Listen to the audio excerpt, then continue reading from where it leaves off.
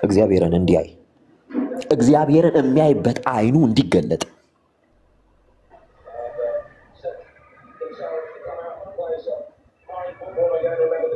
ይህ የእረኞች ተግባር ነው። የኤጲስቆጶሳት ተግባር ነው። ለመንጋውና ለራሳችሁ ተጠንቀቁ። ማን? መንፈስ ቅዱስ እናንተን ጳጳሳት አድርጎ ለሾመበት። በደንብ አስተውሉ። ምንድን ያለው? እንዲህ ብቻ አይደለም፣ በገዛ ደሙ የዋጃትን የእግዚአብሔር ቤተክርስቲያን ጠብቁ ነው ያለው። ወዳጅ ቤተክርስቲያን የተዋጀችው በክርስቶስ ደም ነው። ክርስቶስ በደሙ የዋጃት ተቋም ናት።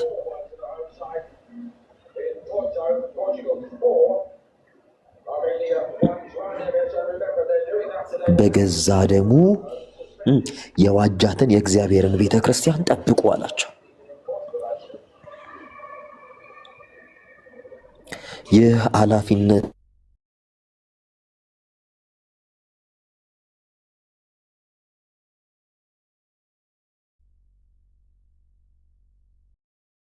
የተጣለው ማን ላይ ነው? ዓላማችሁ የተጠራችሁበትን ዓላማ እንደርሳላችሁ። እንትን ሲል ስልኬ ስታክ ስለሚያደርግ ነውና ይቅርታ። እና የእረኛው አገልግሎት ምን እንደሆነ አንደርስታንድ ልናደርግ ይገባል። የእረኛው ሮልና የመንጋው ሮል ምንድን ነው? መንጋውስ ማንን ነው መከተል ያለበት? መንጋው ማንን መከተል አለ?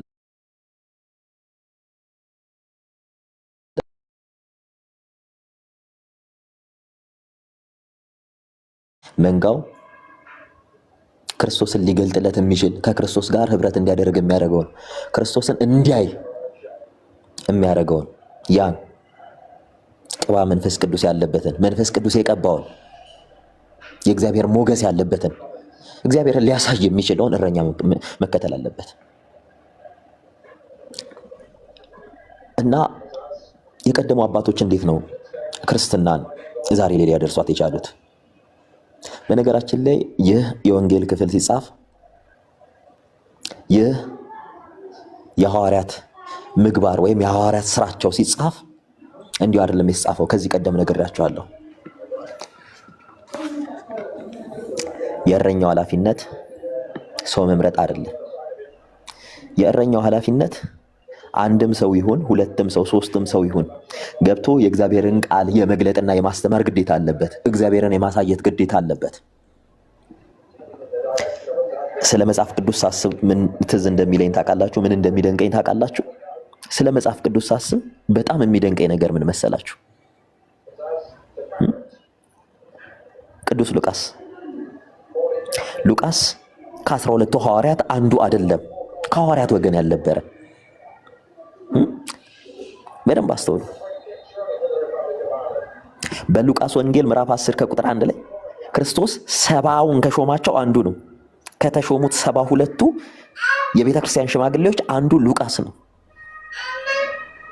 ሉቃስ የሐዋርያት ስራንና የሉቃስ ወንጌልን እንደዚህ ቁጭ ብሎ ሳይታክት ሳይሰንፍ ለማን እንደጻፈ ታውቃላችሁ? ለአንድ ግለሰብ፣ ቴዎፍሎስ ለተባለ ለአንድ ግለሰብ። አይገርምም? ለአንዱ ቴዎፍሎስ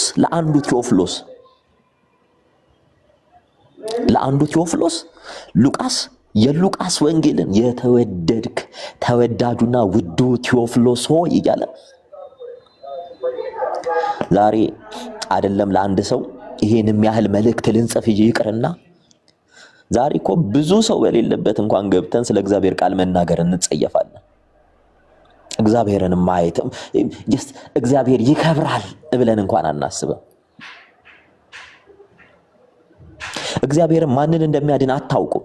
1 ሚሊዮን ሰው ሰብስበ ምናልባት 1 ሚሊዮኑ ጸጋ እግዚአብሔር ከሌለበት 1 ሚሊዮኑም ላይ ሰማህ ይችላል።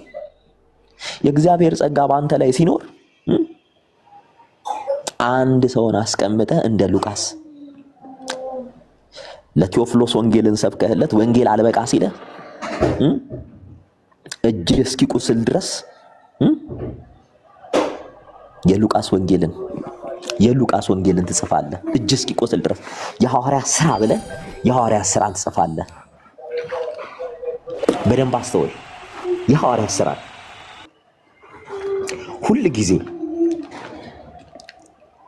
ሁል ጊዜ ልታስተውሉት የሚገባ ለዛ ነው። ቁጭ ብሎ ሳይታክት ሳይሰለች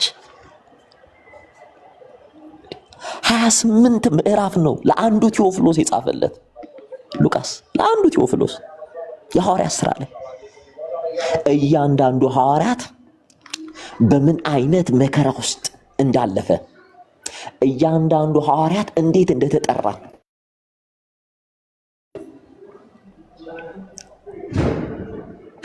መንፈስ ቅዱስን እንዴት እንደተቀበሉ፣ በአንዱ የጴጥሮስ ስብከት ከ3000 በላይ ነፍሳት ወደ ክርስቶስ መንግስት ሲጨመሩ፣ ይሄ ሁሉ 38 ምዕራፍ የሐዋርያት ሥራ ላይ ለአንድ ሰው ነው የተጻፈው። ታምናላችሁ? ለቴዎፍሎስ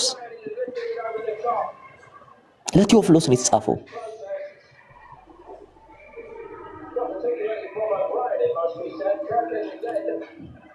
በደንብ አስተውሉ። ዛሬ አይደለም አንዱ ቴዎፍሎስ በሕይወታችን መጥቶ 100 ሰው ባለበት የእግዚአብሔርን ቃል መናገር እንደፍራለን። 100 ሰው ባለበት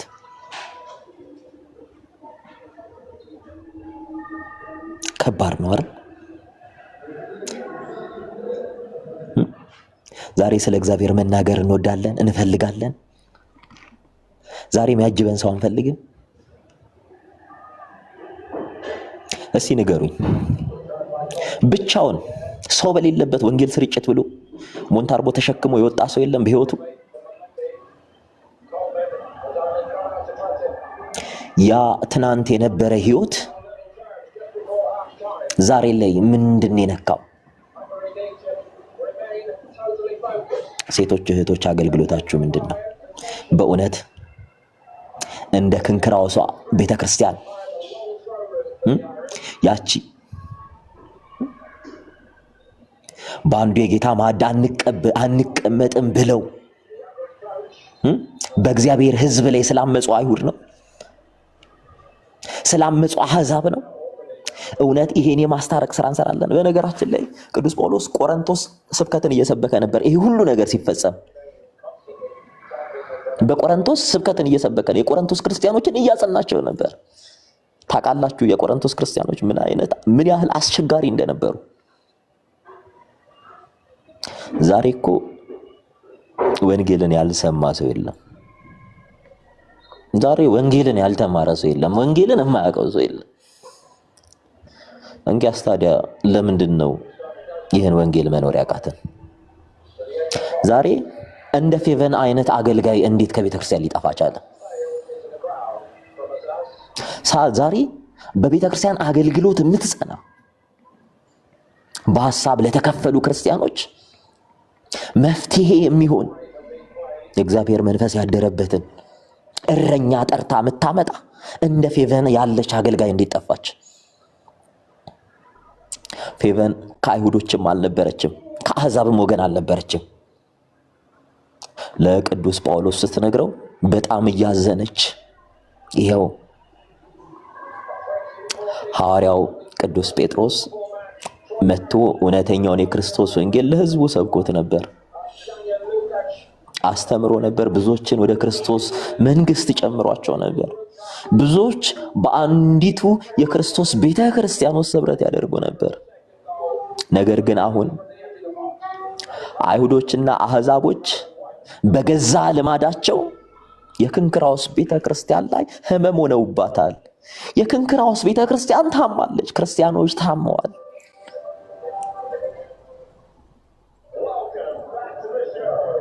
በጌታ ቤተ ክርስቲያን ውስጥ መከፋፈል አለ። እባክህ ይህችን ቤተ ክርስቲያን አንተ ከእግዚአብሔር የተሾምህ ሐዋርያ ነህና አስባት አለችው። የሮሜ መልእክትን ለሮሜ ቤተክርስቲያን ለክንክራውስ ቤተክርስቲያን ቅዱስ ጳውሎስ እነዚህ አስቸጋሪ የነበሩ የቆሮንቶስ ክርስቲያኖችን ለነሱ እዚህ ያለው ብሎ በፌቨን አማካኝነት ነው ወንጌሉን ጽፎ የላከላቸው። በነገራችን ላይ ለክንክራውስ ቤተክርስቲያን እንዲደርስ በነገራችን ላይ ከዛ በኋላ ነው ቅዱስ ጳውሎስ ወደ ሮም ሄዶ ወንጌልን መስበክ የጀመረው። ቀድሞ ወንጌልን ይሰብክ የነበረው ቅዱስ ጴጥሮስ ነበረ። ዛሬ ላይ ለቤተ ክርስቲያን እንደ ፌቨን ያለች አገልጋይ ታስፈልጋለች። ዛሬ ላይ የቤተ ክርስቲያን ኤጲስቆጶሳት እግዚአብሔርን እንዲያዩ የክርስቶስን መንግስት ለሕዝቡ እንዲገልጡ አይን የምትሆናቸው አገልጋይ ታስፈልጋለች። ፒስ ሜከር የሆነች አገልጋይ ታስፈልጋለች። ከዚያም ወገን ሳትሆን ስለ አንዱ የክርስቶስ መንግስት የምትሰብክ አገልጋይ ታስፈልጋለች።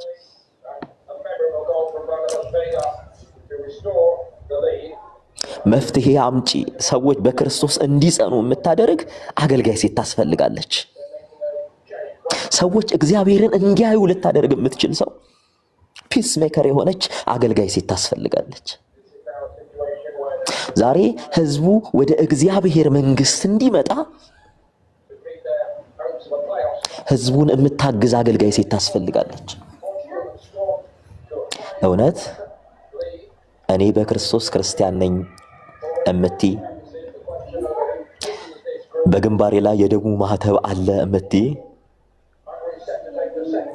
የተጠራሁት ለዚች ዓለም አይደለም፣ የተጠራሁት ለዚች ዓለም ሞት እንደሆነ ወይም በዚህ ዓለም ለሚቀረው ተድላና ደስታ ሳይሆን የሰዎች ልጆችን ወደ እግዚአብሔር መንግስት ልጠራ ብርሃኔ በሰው ሁሉ ፊት እንዲያበራን የተጠራሁት ብላ የምትናገር አገልጋይ ሴት ለዚህ ዘመን ታስፈልጋለች። ህዝብን ከእግዚአብሔር የምታስታርቅ አገልጋይ ሴት ታስፈልጋለች። ለቤተ ክርስቲያን ሰላም የሆነች አገልጋይ ሴት ታስፈልጋለች። ለክርስቲያኖች እረፍት የሆነች አገልጋይ ሴት ታስፈልጋለች። ለክርስቶስ መንግስት የምትቀና አገልጋይ ሴት ታስፈልጋለች። በዚህ ሰዓት እንደ ፌቨን ያለች። በነገራችን ላይ በዚሁ መልእክት በሮሜ መልእክት ላይ በክንክራውስ ቤተክርስቲያን አገልጋይ የምትሆን ፌቨንን አደራ እያለ ጳውሎስ እሷን ልቧ እንዳይዝል እንዲያበረቷት በመንፈሳዊ ህይወቷ ጠንካራ እንድትሆን ለክንክራውስ ቤተክርስቲያን አስተዳደር አደራ ብሎ መልእክቱን ጽፎላቸዋል። ፌቨንን በእናንተ ዘንድ አገልጋይ የምትሆን አደራ የምትባል ሴት ታስፈልጋታለች ዛሬ ለቤተክርስቲያን። ዛሬ ለደከመችው ቤተክርስቲያን ህይወትን የምትዘራ እንደ ፌቨን ያለች ሴት ለቤተክርስቲያን ታስፈልጋታለች። የጉለቷ ሙላት ክርስቶስ የሆነላት ሴት ታስፈልጋለች። ክርስቶስን የምታይ ሴት ዛሬ ታስፈልጋለች። የክርስቶስ አይን የተገለጠላት ሴት፣ ስለ ሁሉ ሰላም የሆነች ለሁሉ ሰላምን የምታመጣ፣ ስለ ሁሉ ረፍት የሆነች ለሁሉ ረፍትን የምታመጣ ሴት ታስፈልጋለች። ቤተ ክርስቲያን ያለ ሴቶች አገልግሎት ደካማ ናት። ብዙዎችን ሐዋርያት ያበረቱ የነበሩት ሴቶች ነበሩ። ብዙዎችን ያግዟቸው የነበሩ ሴቶች ነበሩ። ዛሬ እንዲህ አይነት ሴቶች በቤተ ክርስቲያን ያስፈልጋሉ። ዛሬ የሚገስጹ ሴቶች ያስፈልጋሉ። የሚመክሩ ሴቶች ያስፈልጋሉ። ዛሬ ለቤተ ክርስቲያን ሰላምን የሚያመጡ ሴቶች ያስፈልጋሉ። የቀደመችው ቤተ ክርስቲያን እንዲህ ነበረች። በቀደመችው ቤተ ክርስቲያን የነበረ አገልግሎት እንዲህ ነበረ። ሰው እግዚአብሔርን የሚያይበት ከእግዚአብሔር ጋር የሚታረቅባቸው ነበሩ። ሲታዩ እንኳን ለብዙዎች ረፍትና ሰላም የሚሆኑ።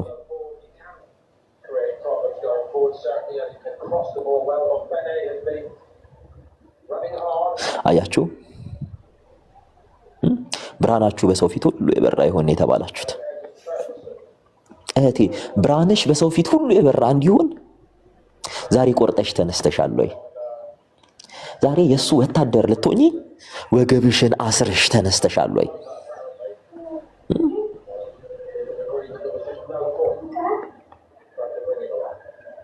ዛሬ በዓለም ከታሰርሽበት እስር ልትወጪ ወስነሻል፣ ይቆርጠሻል።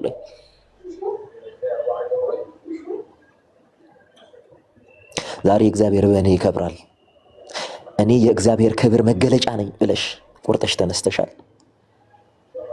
እንኪያውስ ቆርጬ ተነስቻለሁ የምትይ ከሆነ ለእግዚአብሔር ቤት ሰላም ስሪ። የእግዚአብሔር ቤት ሰላም እንድትሆን ስሪ። የእግዚአብሔር ቤት ለሁሉ እረፍት እንድትሆን ስሪ። ሁሉም የእግዚአብሔር ቤትን ባሰበ ቁጥር እረፍት እንዲሰማው አድርጊ። ኃላፊነትሽ ይሄ ነው። የተጠራሽበትም ዓላማ ይሄ ነው። ክርስቲያን የሆንሽበትም ዓላማሽ ይሄ ነው። አያችሁ? እስኪ ወደ ኋላ አንድ ሁለት ትውልድ ባክ አርጋችሁ እዩት። እናቶቻችን፣ አባቶቻችን፣ አያቶቻችን አሁን እኛ በምንናገረው ልክ ነበረ ወንጌልን ይሰብኩ የነበረው? በጎዳና አገልግሎት ውስጥ ሲያልፉ እንዲህ ነበር ወይ? አይደለም ለሰደቧቸው በጥፊ ለመቷቸው መልስ ይሰጡ ነበረ? ማንንም አይፈሩም እኮ መጽሐፍ ቅዱስን ይዘው ሲናገሩ። የእናንተ ዛሬ ላይ ያላችሁ ክብር ትናንትና ዋጋ የተከፈለበት ክብር ነው። ዛሬ በነፃነት እንድትሄጂ፣ በነፃነት እንድትናገሪ፣ በነፃነት ስለ እግዚአብሔር እንድትመሰክሪ ትናንትና እናትና አባትሽ ዋጋ ከፍለዋል። ይሄ ነው ዋጋሽ። የትናንትና ዋጋሽን አስቢ። እናቶችሽ፣ አባቶችሽ፣ እህቶችሽ፣ ወንድሞችሽ በምን አይነት ህይወት ውስጥ እንዳለፉ ደጅ በጥፊ ተመተው እየመሰከሩ እየጮሁ ቤት ገብተው አላለቀሱም? ስለ ክብርህ እያሉ ይሄ ላንተ ነው ብለው አላለቀሱም? ትናንትና እኮ ዛሬ እንደ ልብሽ እንድትናገሪ ሚዲያ አግኝተሽ ዛሬ ዝም ብለሻል አይደል? ትናንትና እኮ እየተፌዛባቸው፣ እየተሳቀባቸው፣ እየተገፉ የእውነት የእግዚአብሔርን ስም አልጠሩም? ዋጋ አልከፈሉም ወይ? ዛሬ ዋጋሽ ምንድን ነው? እህቴ ዘመንሽ ከሸማኔ መወርወሪያ ይልቅ እጅግ በጣም እየበረታ፣ እጅግ በጣም እየፈጠነ ነው። ትናንትና አባቶችሽ የኖሩትን ያህል ዛሬ ላትኖሪ ትችላለሽ። ዛሬ ላትኖር ትችላለህ። ትናንት በእናት በአባቶቹ ላይ የነበረ በረከት ዛሬ በልጆቻችሁ ላይ እንዲኖር ዛሬ እግዚአብሔርን የምታዩበት አይናችሁ ይገለጥ። እግዚአብሔርን እዩ። እግዚአብሔርን ማየት ካልቻላችሁ ብዙ ትውልድ እያጣችሁ ነው የምትሄዱት። እናንተ ለእግዚአብሔር ባለመታዘዛችሁ ለእናንተም ለእግዚአብሔርም የማይታዘዝ ትውልድ እያፈራችሁ ትሄዳላችሁ።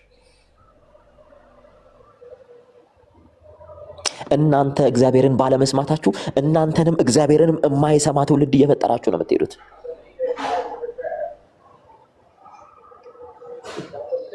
ኑ እንዋቀስ ይላል የሰራዊት ጌታ እግዚአብሔር። ኃጢአታችሁ እንዳለ ላይ ብትሆን እንዳመዳይ ትሆናለች፣ እንደ ደምም ብትቀላ እንደ ባዘቶ ትጠራለች። ኑ እንዋቀስ እያለ ነው የሰራዊት ጌታ እግዚአብሔር። እስኪ ከእግዚአብሔር ጋር እንዋቀስ። እስኪ እግዚአብሔርን እንፈትነውና በህይወታችን የማያደርግልን ከሆነ እውነት አንተ አትችልም እንበለው።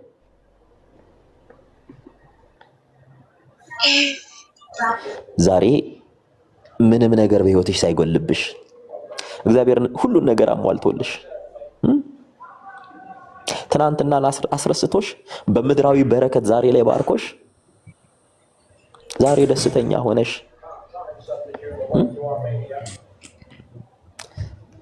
ዛሬ ምድራዊ ችግርን እግዚአብሔር አርቆልሽ ትናንትና አስረስቶሽ ዛሬ ደስተኛ ሆነሽ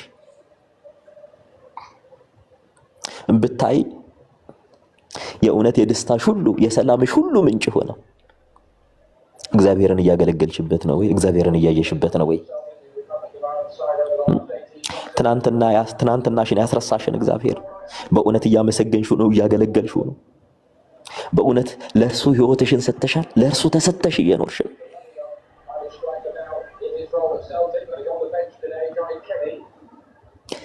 እግዚአብሔርን የምናይበትን አይን ማንገልጥ ከሆነ በእውነት ይህ ዘመን በእኛ ጊዜ ሊያልፍ ይችላል። ነገር ግን እግዚአብሔር በልጆቻችን ሊቀጣን ይችላል። ትናንትና እኮ በጣም ጥሩ ክርስቲያኖች ናቸው የምንላቸው ሀገሮች በጠቅላላ ዛሬ ላይ እናት አባቶቻቸው በመተኛታቸው፣ በመዛላቸው፣ በመድከማቸው ልጆቻቸው በጦርነት እየተቀጡ ነው። ልጆቻቸው ለአህዛብ እምነት ተላልፈው እየተሰጡ ነው። ዛሬ የምታዩት ሶሪያ እንደዚህ በጦርነት ምደቀው ሶሪያ ትናንትና እኮ የክርስቲያኖች ሀገር ነበረች። ብዙዎች ክርስቲያን የሆኑባት ሀገር፣ ብዙዎች ክርስቲያኖች ለክርስቶስ የተሰዉባት ሀገር ነበረች። ስለ ክርስቶስ በደስታ መስዋዕት የሚሆኑባት ክርስቲያን የነበሩባት ሀገር፣ ብዙዎች የታረዱባት ሀገር ናት።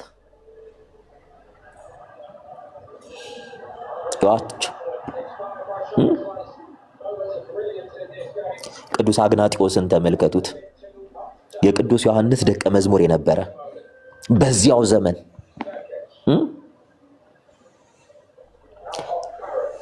እኔ ስለ ክርስቶስ ወታደር ነኝ እያለ በአንበሳ ተበልቶ የሞተ እነ ፖሊካርፕን ተመልከቷቸው። በ95 ዓመታቸው በዚያ ዘመን ይሄን ያህል ዓመት ስኖር እግዚአብሔር ምን አጎደለብኝ ከህይወቴ? አንተ ስላቆምከው ምስል እንዴትስ አርጌ ልስገድ? ክብሬ የሆነን አምላክ እየመሰከርኩ እያገለገልኩ እንደኖርኩ እየመሰከርኩ እሞታለሁ ብሎ በእሳት ተቃጥሎ የሞቱ አባቶችን አስቧቸው። ስለ ወንጌል የከፈሉትን ዋጋ አስቡ።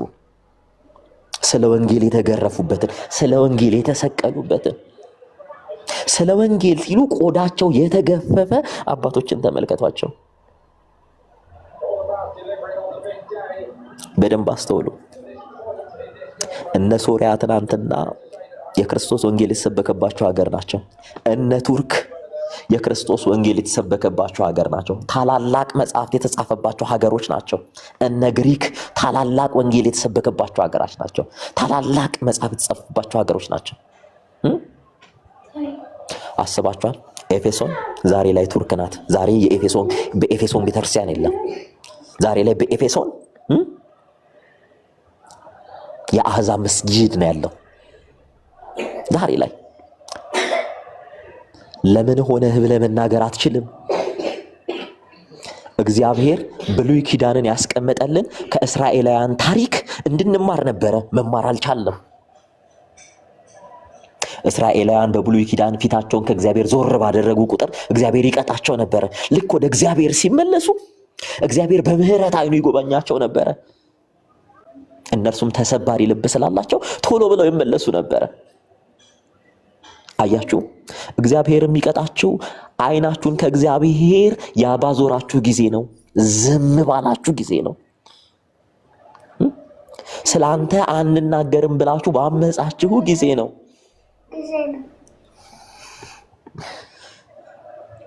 እባካችሁ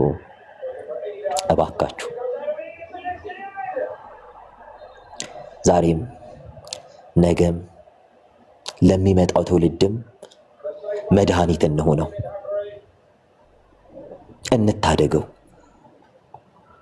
ጦርንና የጦርን ወሬ እየሰማን ያለነው አመፃንና የአመፃን ወሬ እየሰማን ያለነው የህፃናትን ሞት እየሰማን ያለነው በማንም አይደለም፣ እኛ በሰራነው በደል ነው። ኤፌሶን እኮ የራእይ መጽሐፍ የተጻፈባት ሀገር ናት። ኤፌሶን እኮ ቅዱስ ዮሐንስ መልእክታትን የጻፈባት ሀገር ናት። ኤፌሶን ወንጌል የተጻፈባት ሀገር ናት። ኤፌሶን ቅዱስ ጳውሎስ ገብቶ ወንጌል የሰበከባት ሀገር ናት። መልእክት የጻፈላት የላከላት ሀገር ናት። ዛሬ ላይስ በኤፌሶን ክርስቲያን አለ? ዛሬ ላይስ ያቺ በኤፌሶን ላለች ቤተክርስቲያን ተብሎ የሚጻፍ መልእክት አለ? ዛሬስ? አያችሁ፣ እግዚአብሔር የሚጠላው ህዝብ የለም። እግዚአብሔር ግን አስገድዶ ሰውን አይገዛም። እግዚአብሔር ይወደናል። አዎ ይወደናል። እግዚአብሔር የሚወደን ስንከተለውና ስንወደው ነው። የእርሱ ፍቅር አያልቅም። አዎ ፍቅሩ አያልቅም። ነገር ግን የሚሰበር ልብ ሲኖረን ነው እግዚአብሔር አብሮ ነው የሚኖረው። ልባችን ከአለት ይልቅ ጠንክሮ ሁሉ ጊዜ በዘመናችን ለንስሐ በህይወታችን ለንስሐ ወደኛ ህይወት መጥቶ አንድም ቀን እርሱ ለጠራን ጥሪ ምላሽ መስጠት ሲያቀተን እግዚአብሔር ይተወናል፣ ዝም ይለናል፣ ለፍቃዳችን አሳልፎ ይሰጠናል። ለፍቃዳችን ተላልፈን ስንሰጥ፣ ለፍቃዳችን ስንገዛ የዚያን ጊዜ ጥፋታችን ይጀምራል፣ ሞታችን ይጀምራል። ታውቃላችሁ አይደለ? ቀሪናዊ ስምዖን ሊቢያዊ እንደሆነ ታውቃላችሁ አይደል? ቀሪና የተባለች አፍሪካ ክፍል ናት። ያቺ የክርስቲያን ሀገር ወንጌል የተሰበከባት እና አርዮስ የወጡባት ሀገር ሊቅ የተባለች አፍሪካ ውስጥ ነው የምላችሁ። እነ ግብፅን አይታችኋታል አይደል? እነ ባቴዎስ ወንጌል የሰበኩባት ሀገር፣ እነ ህንድን አይታችኋታል። እነ ቶማስ ወንጌል የሰበኩባቸው ሀገር አይደል? ዛሬ እኮ የህንድ ቤተክርስቲያን እየተዘጋች ነው። ሊቢያ ውስጥ አንድ ክርስቲያን የለም። እንደውም ክርስቲያኖች የሚታረዱባት የደም ምድር ሆናለች። የክርስቲያኖች ደም የሚፈስባት ሀገር ሆናለች ሊቢያ። ወዳጄ ዛሬ ያለ መንፈሳዊ ጥንካሬ ነገ ለምትወልደው ልጅ፣ ለምትወልዳቸው የልጅ ልጆች፣ ለምታያቸው የልጅ ልጆች ተስፋ ነው። ዛሬ በክርስቶስ ላይ ያለህ ተስፋ ከፍ ካላለ፣ ክርስቶስን በህይወት ማታነግስ ከሆነ፣ በቅድስና ህይወት ማትመላለሽ ከሆነ እመኝኝ እግዚአብሔር ይተውሻል። እመነኝ እግዚአብሔር ይተውሃል። እግዚአብሔር ሲተውህ ደግሞ እጣ ፈንታ ከቀራጮች ጋር ነው የሚሆነው። እጣ ፈንታ ለአሕዛብ ተላልፎ መሰጠት ነው። ባንተ እድሜ ልጆችህ የአሕዛብ ምርኮኛ ይሆናሉ። ባንተ እድሜ እኔ ክርስቲያን ነኝ ብለህ መናገር እስኪያቅትህ ድረስ ዋጋ ትከፍላለህ። እስኪ ለጠራን ጌታ እንሸነፍ። እስኪ ለተጠራንበት ዓላማ እንቁም። እስቲ በቃ እኔ ስላንተ ፍቅር ስል ተሸንፌያለሁ፣ እኔ ያንተ ፍቅር አሸንፎኛል፣ ባንተ ፍቅር ተማርኬያለሁ፣ እኔ ስላንተ እጄን ሰጥቻለሁ፣ እኔ የኔ አይደለሁም አንተ በእኔ ስራ። እግዚአብሔር ሆይ ከዚህ በኋላ በእኔ ውስጥ ኑር፣ እኔ ያንተ የሆነውን ነገር አደርግ ዘንድ ጉልበቱ ነኝ እንበለው። የዚያኔ የእውነት ለሀገር ብቻ አይደለም ለዓለምም ተስፋ እንሆናለን። ለሀገር ብቻ ለዓለምም ተስፋ እንሆናለን። ልባችን ያርፋል። ጦርና የጦር ወሬዎች ይቆማሉ። አመፃና ሞት ይቆማል። ሞትና እንግልት ይቆማል። የምንሰማቸው ወሬዎች ሁሉ ክርስቶስን ይሸታሉ። ዛሬ ላይ እኮ አይናችን ረክሷል፣ ጆሮአችን ረክሷል፣ አንደበታችን ረክሷል፣ መንገዳችን ረክሷል። እስቲ ስለምንድነው ጌታ ሆይ እያልን እንጩህ በየቤታችን። ጌታ ሆይ እስከ መቼ ነው ወደኛ ዞር ብለህ ማታየው? ስለምንስ ወደኛ አትመጣም እንበለው። ነገር ግን ልባችን መሸነፍ ሲችል ብቻ ነው። ልባችን መሸነፍ ሲችል። ነገር ግን እኛ ለክርስቶስ ምርኮኛ ስንሆን ብቻ ነው።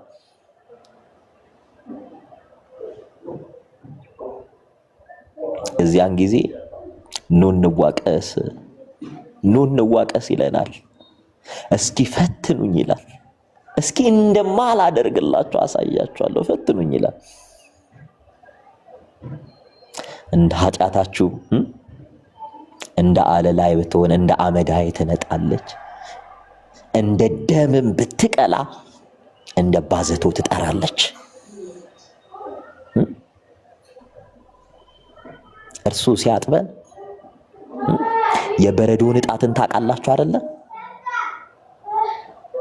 በበረዶ ንጣት ላይ እንኳን እንከን ልናገኝ እንችላለን። ክርስቶስ በህይወታችን መጥቶ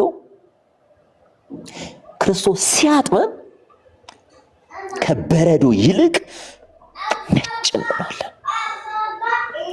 ትናንትናችንን ሳያስብ ዛሬ ላይ አቁሞ ዛሬ ላይ እንደ አዲስ ሰርቶ በአዲስ ማንነት እርሱ ራሱን አልብሶን። በጣም የሚገርመው ምን አይነት አምላክ እንዳለን ታውቃላችሁ? ልበሱኝ የእናንተ አርጉኝ እያለ የሚናገር አምላክ ነው ያለው። ልበሱኝ።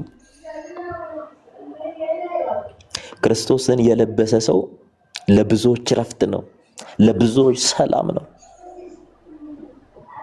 ክርስቶስን የለበሰ ሰው ብዙዎችን ያሻግራል፣ የሞት አዋጅን ያሽራል። የመርዶክዮስን ታሪክ ታስታውሳላችሁ አይደል? እግዚአብሔር እንዴት አዋጅን በአዋጅ እንደሻረ። የመርዶክዮስ የሞት ታሪክ ለደገሰለት ለሃማ ሲቀየር አታስታውሱትም? ያን ጊዜ ለምንድን ነው የተቀየረው?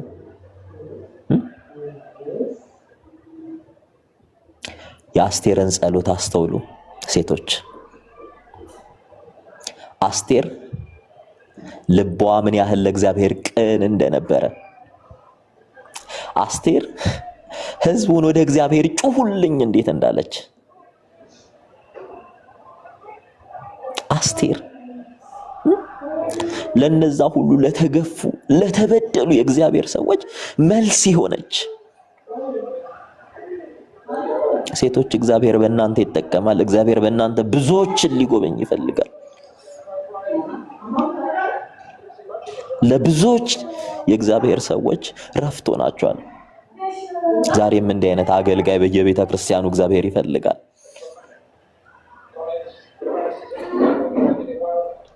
ለእግዚአብሔር ቤት ሰላም የሆኑ አገልጋዮች፣ ሰውን በስጋ ጉድለቱ የማያሙ፣ ሰውን በስጋ ጉድለቱ የማይነቅፉ፣ በሰው የማይሳለቁ፣ ሰውን የማያሸማቅቁ፣ የደከመን የሚያበረቱ፣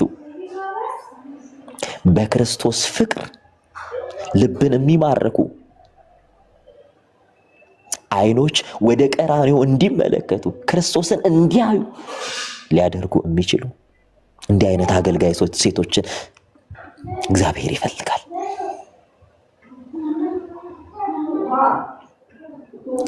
እኛ ዛሬ ላይ የደረስንበት ክርስትና እንዲሁ የመጣ ክርስትና አይደለም። የደም ዋጋ ተከፍሎበታል። ብዙዎች ስለ ክርስቶስ ሲሉ ቆዳቸው ተገፏል፣ አይናቸው በጉጠት ወጥቷል፣ ጥርሳቸው ተነቅሏል፣ ጺማቸው ተነጭቷል፣ ተገርፈዋል፣ በእሳት ተቃጥለዋል፣ ሬሳቸውን ውሻ በልቶታል፣ ለአውሬ ተሰጥተዋል። እጅ እግራቸው ተቆርጦ ምላሳቸው ተቆርጦ በዘንቢል ተጭነው ሄደዋል። በእነርሱ ላይ የነበረ እግዚአብሔር መንፈስ ቅዱስ ግን በዚያ ሁሉ መከራ ውስጥ ከደስታ ወደ ደስታ እያሻገራቸው ከክብር ወደ ክብር እያሻገራቸው በእግዚአብሔር ቤት እንዲነግሱና የእግዚአብሔር ቤት ሙሽራ ሆነው ወደ አምላካቸው ተጠርተው ሄደዋል። እህቴ ወንድሜ ክርስቲያን ነህ አይደል? ክርስቲያን ነሽ አይደል? የተጠራሽው የሰማይ ሙሽራ ለመሆን ነው። እግዚአብሔር እየሞሸረሽ ነው፣ እየኳለሽ ነው። እግዚአብሔር ገላሽን እያጠበሽ ነው። እግዚአብሔር ገላህን እያጠበህ ነው። እግዚአብሔር ልብስህን እያስተካከለልህ ነው። እግዚአብሔር ጥፍርህን እየቆረጠልህ ነው። እግዚአብሔር ያማረውን ሽቶ በገላህ እየቀባ ነው። ይህ ሁሉ ምድራዊ ተድላ ደስታ አይደለም፣ በክርስቶስ ያለ ሰላም ነው። በክርስቶስ ያለ ረፍት ነው። እህቴ ወንድሜ በክርስቶስ ባለ ረፍት ሐሴት እያደረግን ሰርጋችን ላይ ሙሽራ ሆነን ለመቆም ወደዚች ምድር የተላከን የክርስቶስ ፍጥረቶች ነን። ክርስቶስ በደሙ የወለደን የእርሱ ትውልዶች ነን። እንግዲያውስ አንቺ እህቴ ሙሽሪት ለመሆን ዝግጁ ነሽ? አው ዝግጁ ነኝ እምትይ ከሆነ እግዚአብሔር እየኳለሽ ነው። መከራው ላንቺ የውበት ኩልሽ ነው። ፈተናው ላንቺ የውበት ኩልሽ ነው። መከራው ላንቺ የሰርግ ልብስሽ ነው። መከራው ላንቺ የሰርግ ጫማሽ ነው። መከራው ላንቺ የፀጉርሽ ውበት ነው። መከራው ላንቺ የፊት ጌጥሽ ነው።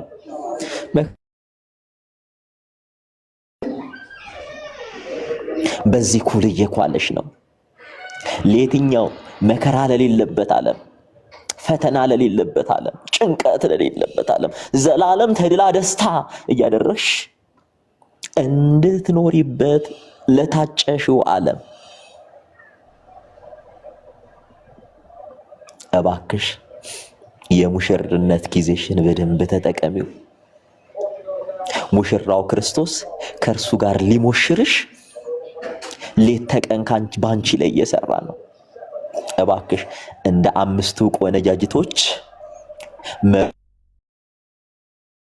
መብራትሽ የተባለው ወንጌል ነው። መብራትሽ የተባለው በክርስቶስ ያለ ሕይወት ነው። ከዚህ የላቀ ሕይወት የለም።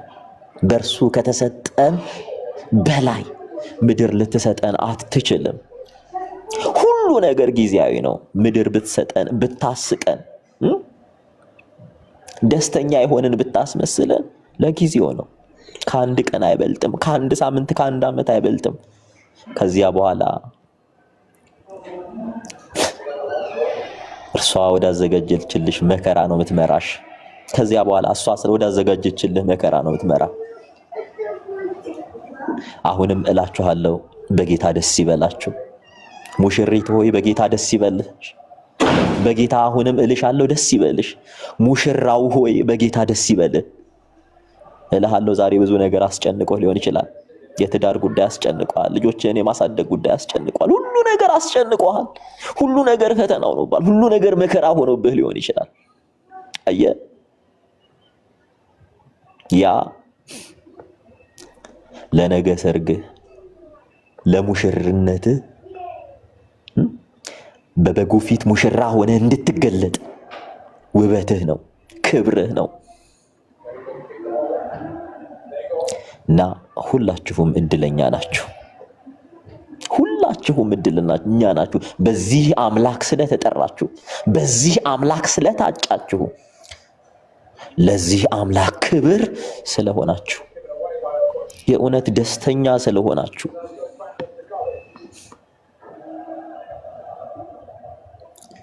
ይህንን ቃል ብዙዎች ሊሰሙት ይናፍቃሉ። ብዙዎች ሊሰሙት ወደው መስማት ሳይችሉ ቀርተዋል። ብዙዎች እግዚአብሔርን አንሰማም ብለው በዚህ ሰዓት ዓለም ውስጥ ናቸው። በዚህ ሰዓት እግዚአብሔርን እየናፈቁ እግዚአብሔር ብሎ መጥራት አቅቷቸው ኮማ ውስጥ ገብተው የሚሰቃዩ አሉ። በዚህ ሰዓት ብዙዎቹ ክርስቶስን ሳዩ ወደ ዘላለም ሞት እየተጠሩ እየሄዱ ነው። እህቴ በዚህ ሰዓት እግዚአብሔር ወዶሽ ድምጹን እንድትሰሚ ስላደረገሽ እድለኛ ነሽ። የተጠራሽውም ለዚህ ነውና የተጠራሽበትም ዓላማ ይህ ነውና የምትኖሪበትም ዓላማ ይህ ነው። ዝም ብለሽ አይደለም የተጠራሽው። ዝም ብሎ አይደለም የጠራሽ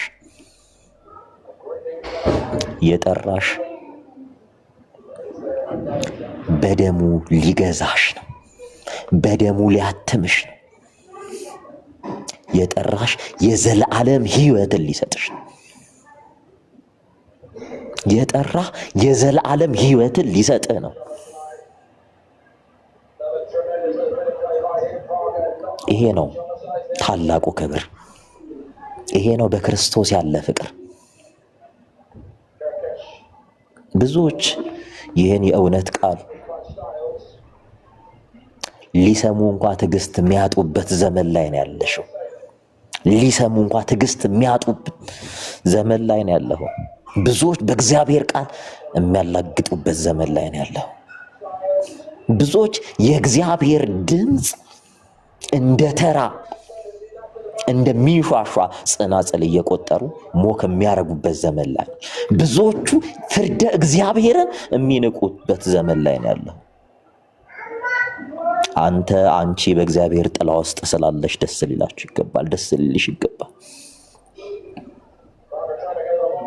መጠራታችሁ እንዲህ አይደለም።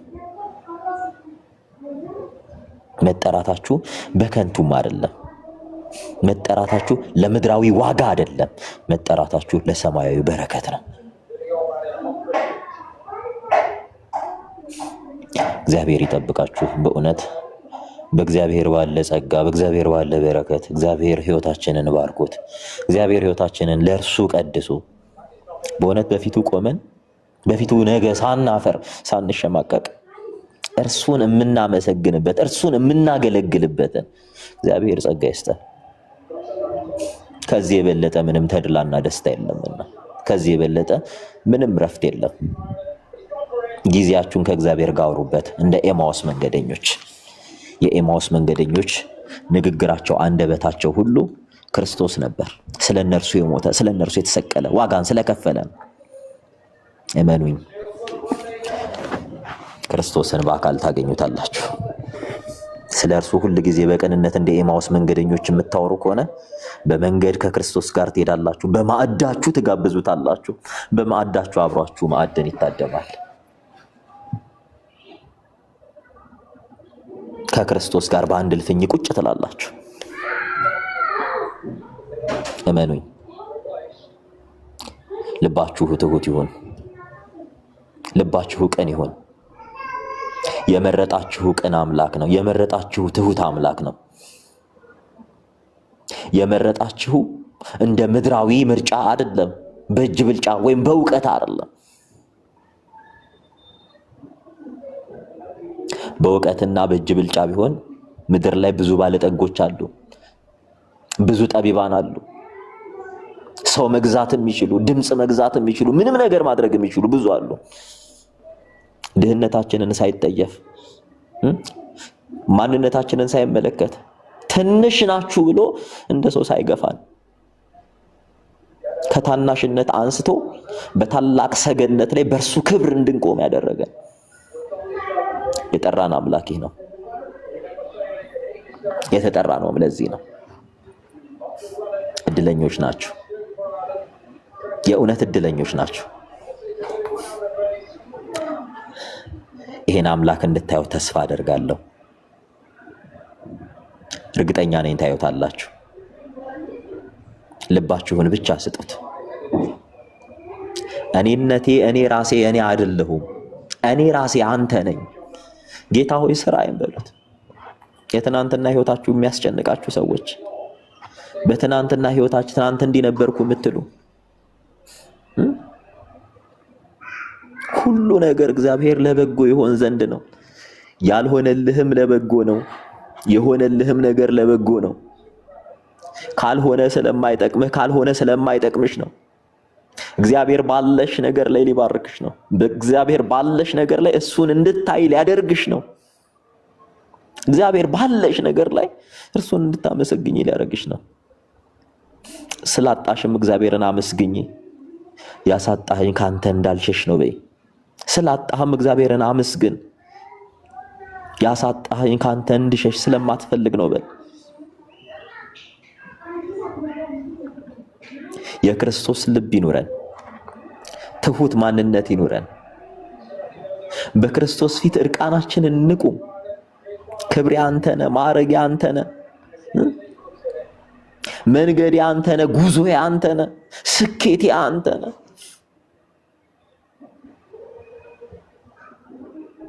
ሁሉን ነገር ላንተ ሰጥቻለሁ እንበል። በወደደን ከአሸናፊዎች ሁሉ እንበልጣለን አይደል? ምድራውያን ሰዎች በምድራዊ አይናቸው የኛን ኃያልነት ላይረዱት ይችላሉ። የኛን አቅምና ጉልበት ላይረዱት ይችላሉ። ምክንያቱም እኛ የተሰጠን መንፈሳዊ ጸጋ ነው። ስለ ጌዲዮን ሰራዊት አስተውሉ። ያን ሁሉ ሰራዊት ውጣ እኔ ቀድሜ እወጣለሁ አለው። ይዞ ከወጣቸው 300 ሰራዊት ብቻ ነው እግዚአብሔር ከጌዲዮን ጋር የለየው። ለዛ ሁሉ እንደ ንብ መንጋ ለበዛ ሰራዊት እግዚአብሔር በጠላቶቹ ፊት ከጌዲዮን ጋር 300 ሰራዊት ነው ያቆመው። 300 መልሳቸውኝንም እያለ የፈራ የደነገጠ ከገላር ተራራ ይመለስ እያለ ሲመልስ 300 ሰራዊት። ወዳጄ ከእናንተ ጋር ያለው ከነርሱ ካለው ይበልጣል። የተጠራችሁት መንፈሳዊ ጸጋን እንድትቀበሉ ነው። የተጠራችሁት ከምድራዊ በረከት በላይ የሆነ ጸጋን እንድታገኙ ነው። እና የክርስቶስን ልብ እንዲሰጠን በእውነት ተንበርክከን እንጸልይ። የአብራይና አብርሃምን ልብ እንዲሰጠን፣ ያተሁት ልብ፣ ስለ ብዙዎች የሚቀና ልብ እግዚአብሔር እንዲሰጠን እንጸልይ።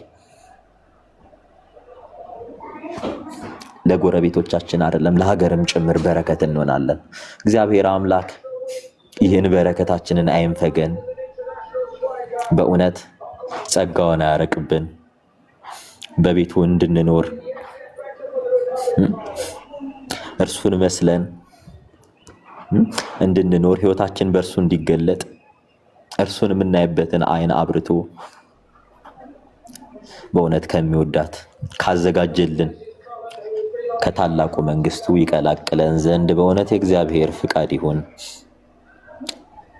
ዛሬ እችን የእግዚአብሔር ቃል እንድንነጋገር ብዬ ነበረ ቁጭ ያልኩት። ክብሩን ሁሉ እግዚአብሔር ይውሰድ። በእውነት ለሰማችሁ እግዚአብሔር ማስተዋልን ይስጣችሁ፣ ላልሰማችሁም ደግሞ እግዚአብሔር እዝነ ልቦናችሁን ይክፈትላችሁ። እግዚአብሔር ይወዳችኋል። እግዚአብሔር ይፈልጋችኋል። እግዚአብሔር ይጠራችኋል።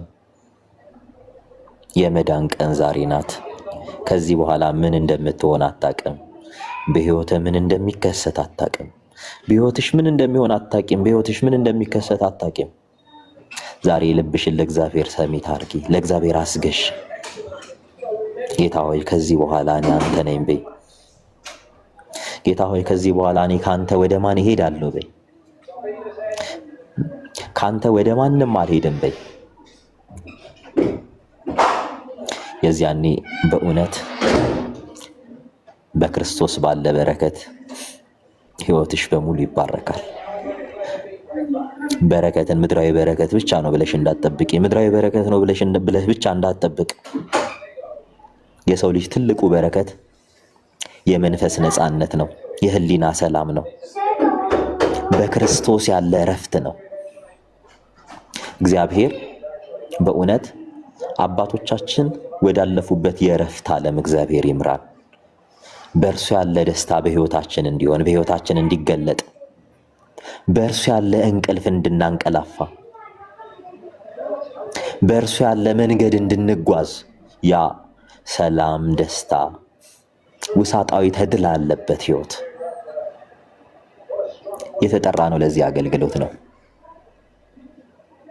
ያቆመንም፣ ለዚህ አገልግሎት ነው የመረጠንም፣ ለዚህ ነው ያኖረንም፣ ለዚህ ነው ከእናታችን ማህፀን ጀምሮ የሚያውቀንም፣ ለዚህ ነው። በሆድ ሳንሰራ በሆድ ከተሰራንም በኋላ በእናታችን ማህፀን ተወልደንም ጠብቆ ዛሬ ክብሩን እንድንናገርና ክብሩን እንድንገልጥ ስለ ክብሩ እንድንሰማ የወደደ የፈቀደ እሱ እግዚአብሔር ነው እና በእግዚአብሔር ያለ ሰላም እንዲህ ያለ ሰላም ነው። ሰላሜን እሰጣችኋለሁ፣ ሰላሜን እተውላችኋለሁ። እኔ የምሰጣችሁ ሰላም ዓለም እንደምትሰጣችሁ ሰላም አይደለም። ያለን ያ የቀራንዮ ንጉሥ ስለ ሁላችን ደሙን ያፈሰሰ እየገረፉት ስጋው ተበጭቆ እየወደቀ ስለኔና ስላንቺ መዳን የሚጓጓ እየገረፍነው በስስት የሚያየን እየካርነው እንደ ጴጥሮስ በስስት የሚያየን በጥፊ እየመታ ነው በቀራንዮ ስላለው ድል የሚመለከት እየገፈተር ነው እየጣል እየወጋ ነው እየቸነከረ እየታመመ እየጮኸ የደም ላብ እያላበው ወዳጄ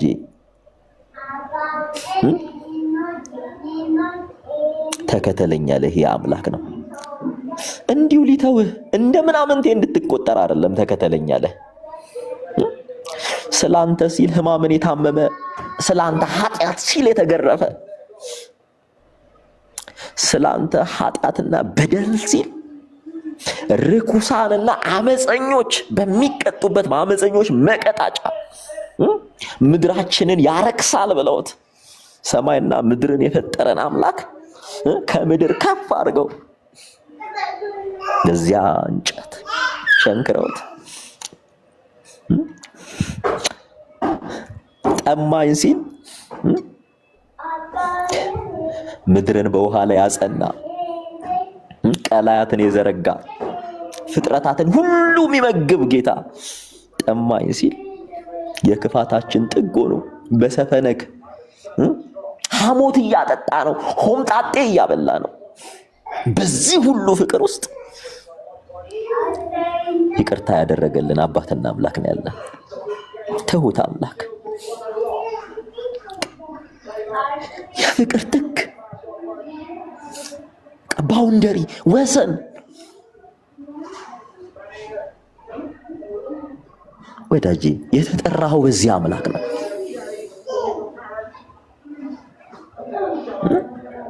ምን እንዳለ ታውቃላችሁ? በዚህ ሁሉ መከራ ውስጥ ያ ሁሉ የአምስት ገበያ ህዝብ ሴቶችና ህፃናት ሳይቆጠሩ ነው አይደለም የሚለው? ያ ሁሉ እኔና አንቺን ለማዳን ያ የሰቆቃ መንገድ የመከራ መንገድ እያሉ አይሁዶች የሚጠሩት ቪያ ዶሎሮሳ የሚሉት the way of sorrow ይሉታል ፈረንጆች። ያ የመከራና የሰቆቃ መንገድ በዚያ ቁስሉ ላይ እርጥብ እንጨት አሸክሞት ከባድ እንጨት ሲወድቅ እንኳን አራሩለትም፣ እያመናጨቁ ያነሱት ነበር፣ በጥፊ ይሉት ነበር። በዚህ ሁሉ ነገር ውስጥ ዝም ያለ አምላክ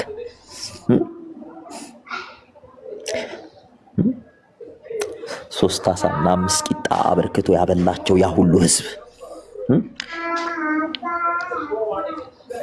ከሽባነት የፈወሳቸው ከሽባነታቸውን ተርትሮ ደዌያቸውን አርቆላቸው ያዳናቸው ያ ሁሉ በመከራው ሰዓት ስቀለው እያሉ ግደሉት ሞት ይገባዋል እያሉ ምንም ባላደረጋቸው ሞታቸውን አስወግዶ ህይወትን ቢሰጣቸው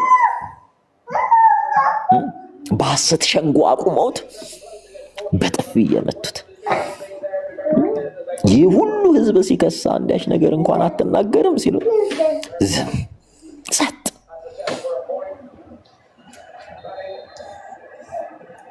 ወዳጄ ዋጋ የከፈለልህ እህቴ ዋጋ የከፈለልሽ ይህ አምላክ ነው። የዚህን አምላክ ብድራት ትኩር ብለሽ ትመለከቺ ዘንድ አደራ አለብሽ ወንድሜ፣ አደራ አለብህ። እኔ ክርስቲያን ነኝ ስትል ይቅርታህ ገደብ ሊኖረው አይገባም። ይቅርታህ ወሰን ሊኖረው አይገባም። የድንጋዩን ልብህን አውጣ። የተቀየምከው ወንድምህን ወንድሜ ይቅር ብዬሃለሁ በለው። የተቀየምሽው እህትሽን እህቴ ይቅር ብዬሻለሁ በለው። አንቺ እንድታምጪ አንቺ ቂም እንድትይጂ እግዚአብሔር ልብን አልሰጠሽም። ክርስቶስ የእርሱ ሲያደርግሽ የእሱን ልብን የሰጠሽ። እኛ የክርስቶስ ልብ አለን አይደል? እባክሽ እባክህ ከዚህ በኋላ እኔ ክርስቲያን ነኝ በል። አመፀኛውን ልብ አስወግጄ የክርስቶስን ልብ ያደረግኩ እኔ ክርስቲያን ነኝ በል። እኔ ክርስቲያን ነኝ በይ።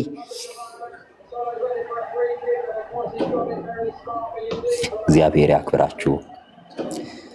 በዚህ በተኮላተፈ አንደበቴ እግዚአብሔር ያቀበለኝን ስላቀበልኋችሁ ክብሩን ሁሉ እግዚአብሔር ይውሰድ።